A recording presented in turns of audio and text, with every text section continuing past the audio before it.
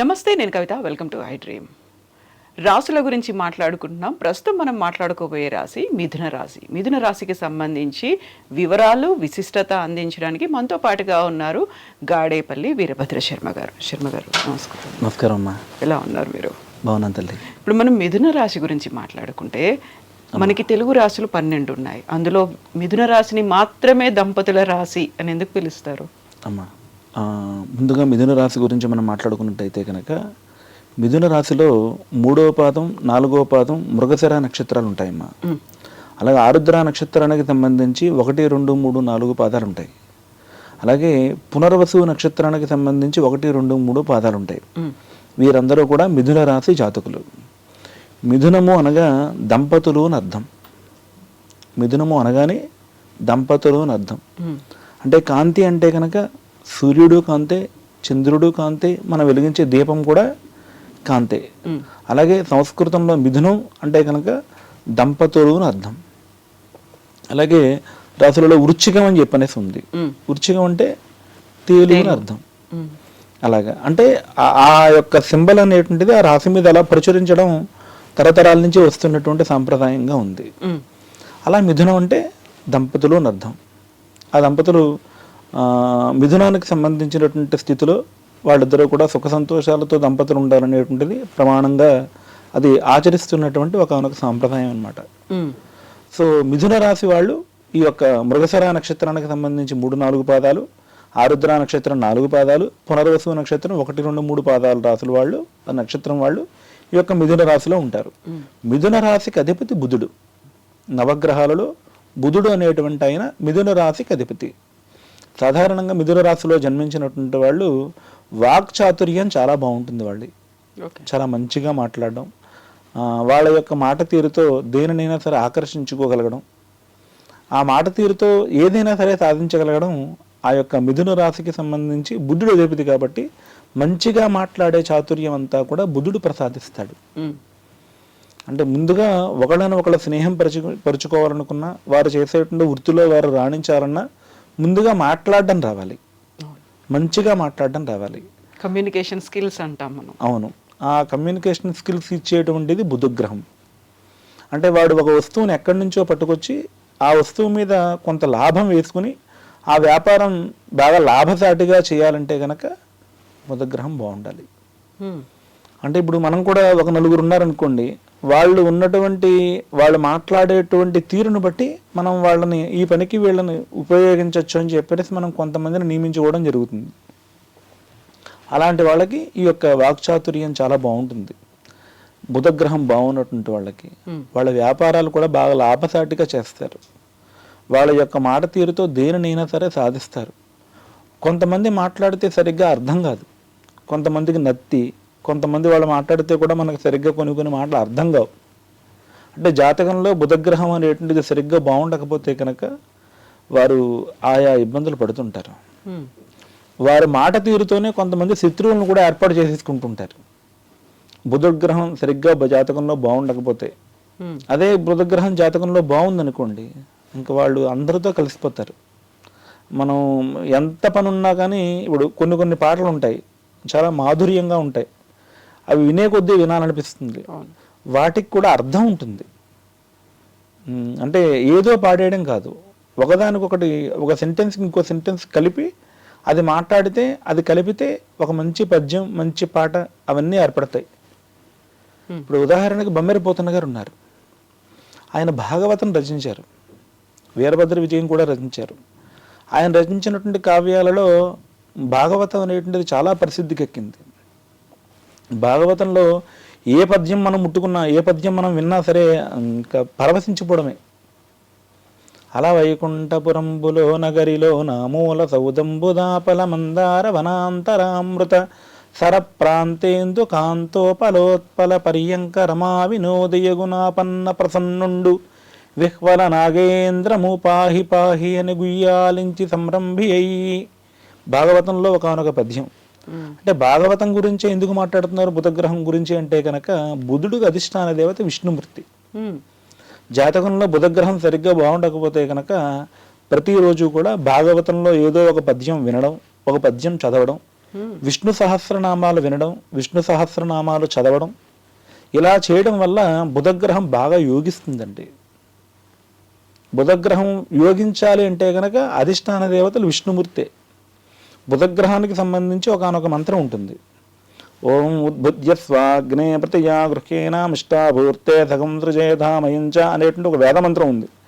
ఆ వేదమంత్రం చెప్పిన తర్వాత మళ్ళీ బుధగ్రహానికి అధిదేవత ప్రత్యధి దేవత అని చెప్పనేసి ఉంటాయి.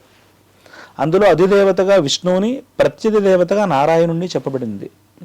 అయితే అది కూడా మొత్తం అంతా కూడా విష్ణువు యొక్క అధిష్టాన దేవత అనేటువంటి తత్వంలోనే ఆ బుధగ్రహం అంతా కూడా ప్రసరిల్లుతూ ఉంటుందండి.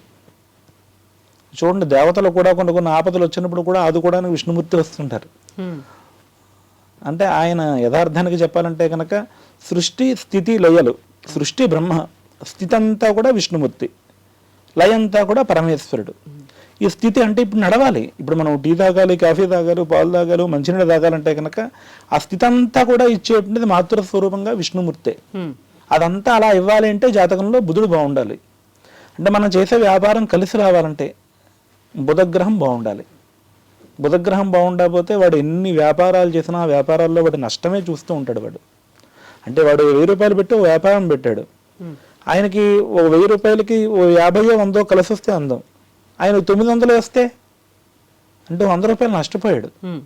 అంటే జాతకంలో బుధగ్రహం బాగుండకపోతే అలాంటి నష్టాలు వస్తుంటాయి. ఒక ఆయన కూరగాయలు అమ్ముతున్నారు. అయ్యా ఇదంతా అని చెప్పనేసి అడిగాం ఏదో కూరల్ని. అది 100 రూపాయలమ్మా అన్నాడు అనుకోండి. ఆయన బాబు ఏమన్నా తగ్గిస్తామని ఏం లేదు వెళ్ళిపోంటే ఇంక మనం ఆయన దగ్గర కొన్న బుద్ధి కాదు మనకి. ఇంచేతంటే ఆయన మాటలో కొంచెం చాకచక్యం లేదు. పర్లేదు అమ్మా అని చెప్పి 110 రూపాయలు ముందు చెప్పేది ఆయన, నువ్వు 100 రూపాయలకి అయితే ఇవ్వగలుగుతానంటే కానీ మనం కూడా కొంటాం, మనకు సాటిస్ఫాక్షన్ ఉంటుంది. అంటే ఆయన ఖరాఖండిగా చెప్పేసి కొంచెం విసుక్కున్నట్టు కసుక్కున్నట్టు మాట్లాడాడు అనుకోండి, మనం రేపొద్దున ఇంకో వస్తువు కొనాలన్నా సరే ఇంకా ఆయన దగ్గరికి వెళ్ళలేం. అంటే జాతకంలో బుధగ్రహం బాగుంటే కనుక అటువంటి ఇబ్బంది రాదండి. వాళ్ళు చాలా చాకచక్యంగా వ్యవహరిస్తారు. ఆ వ్యవహారంలో చాలా మెళుకువలు ఉంటాయి. తద్వారా వాళ్ళు జీవితంలో మంచి స్థాయిని చేరుకుంటారు. విద్యార్థులకు కూడా ఒకసారి వాళ్ళు విన్నారంటే కనుక దాన్ని పట్టేసుకుంటారు. ఏకసంతాగ్రాహి అంటే ఒక్కసారి విన్నారంటే కనుక దాన్ని పట్టేసుకోవడం ఏం కదాన్ని. చాలా తెలివితేటలతో కూడుకున్నటువంటి వాక్చాతుర్యం అంతా కూడా స్థితి అంతా కూడా బుధుడే ప్రసాదిస్తాడు. అలాగే బుధుడికి సంబంధించినటువంటి 3 నక్షత్రాలు ఉంటాయి. ఆశ్లేష, జ్యేష్ఠ, రేవతి. ఈ 3 నక్షత్రాల్లో జన్మించినటువంటి వాళ్ళు మొట్టమొదటి జీవితం వాళ్ళ ప్రారంభమే బుధ మహాదశతో ప్రారంభమవుతుంది. అలాగే కన్యా రాశి, మిథున రాశి, ఈ 2 రాశులకి కూడా అధిపతి బుధగ్రహమే. అంటే వాళ్ళు చాలా తెలివితేటలతో ఉంటారు. వాళ్ళు ఒక్కసారి ఏదైనా విన్నారంటే కనుక దాన్ని ఆటోమేటిక్గా బ్రెయిన్లో పెట్టేసుకుంటారు. వాళ్ళకి సాధారణంగా మతిమరుపు అనేటువంటిది సరిగ్గా జాతకంలో చాలా బాగుంటుంది. వాళ్ళకి అసలు మతిమరుపు అనేటువంటిది వాళ్ళ జీవితంలో అసలు ఉండదు, అంత బాగుంటుంది. అంటే బుధగ్రహం జాతకంలో బాగుంటాయి. అంటే మిథున రాశిలో పుట్టినటువంటి వాళ్ళందరికీ నేను ఈ ఫలితం ఉంటుంది అని చెప్పి మీతో చెప్పాను. అవును కదా, అక్కడ అధిపతి అన్నారు, మహర్దశ అన్నారు. మళ్ళీ అందులో ఉన్నటువంటి రాశులు 3 రాశులు 9 పాదాలు ఉన్నాయి. మళ్ళీ సెపరేట్ గా మీరు మళ్ళీ ఇంకొక 3 నక్షత్రాల గురించి చెప్తున్నారు. అవును, అంటే మనకి మొత్తం 27 నక్షత్రాలు ఉన్నాయండి. ఒక్కొక్క నక్షత్రం కూడా కలిసి 4 పాదాలు ఉంటాయండి. 27 × 4 = 108.